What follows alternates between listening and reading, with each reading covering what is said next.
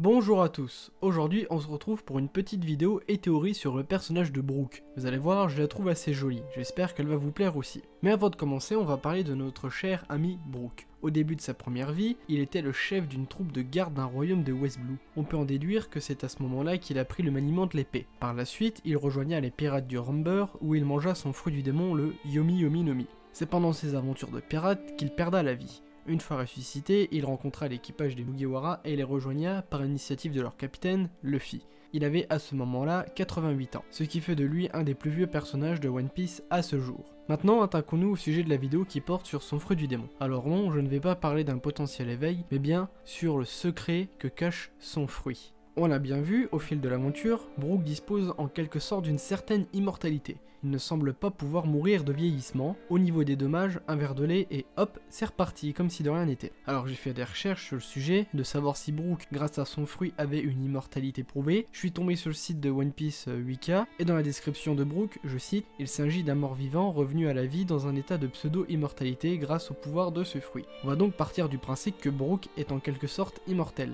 Car même après un coup de Big Mom, le squelette, il est pas cassé. Bon, oui aussi Big Mom, elle le voulait dans sa collection, donc elle avait pas intérêt à le casser. Avant que je vous présente mon idée, on va voir une option qui pourrait contredire l'histoire de pseudo-immortalité de Brooke. Alors si par exemple, Brooke est mort à 50 ans, est-ce que le pouvoir du fruit lui accorde une seconde vie avec la même espérance qu'il a eu dans la première, donc 50, ce qui voudrait dire qu'il mourra exactement dans 50 ans à l'âge de 100 ans.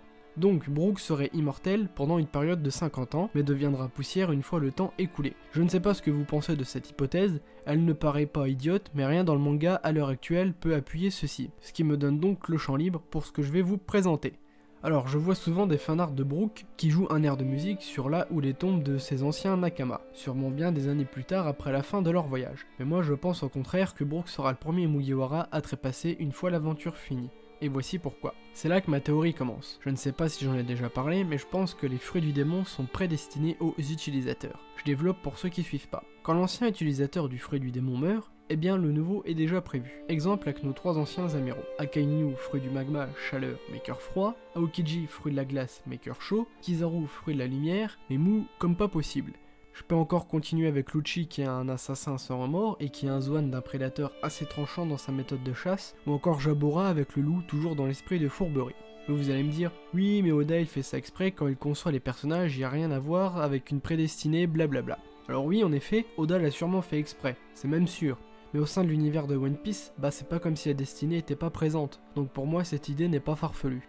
Maintenant que vous avez compris ça, passons à Brooke. C'est quoi son rêve à lui ? Exactement, faire le tour du monde pour retrouver la boune. Mais le pauvre Brooke n'a pas eu la chance de terminer son voyage avec ses premiers compagnons.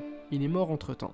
Mais le Yomi Yomi Nomi est apparu et lui accordait une seconde chance. Brooke acquit le pouvoir de revenir à la vie afin d'accomplir sa promesse, revoir la boune. Et ensuite, une fois chose faite, il va faire quoi Brooke ? Rester à tout jamais immortel et voir tout le monde mourir sous fruit ? Non, c'est impossible. Une fois chose faite, le pouvoir du Yomi Yomi Nomi s'estompera, et Brooke n'aura plus de raison d'être. Le secret du fruit de Brooke, c'est d'accorder une seconde chance à un individu pour lui permettre de réaliser son rêve. Je rajouterai même, si ça ne fonctionne pas comme ça, Brooke est le premier utilisateur de ce fruit et le restera à tout jamais dans ces cas-là. Voilà, on arrive à la fin de cette vidéo.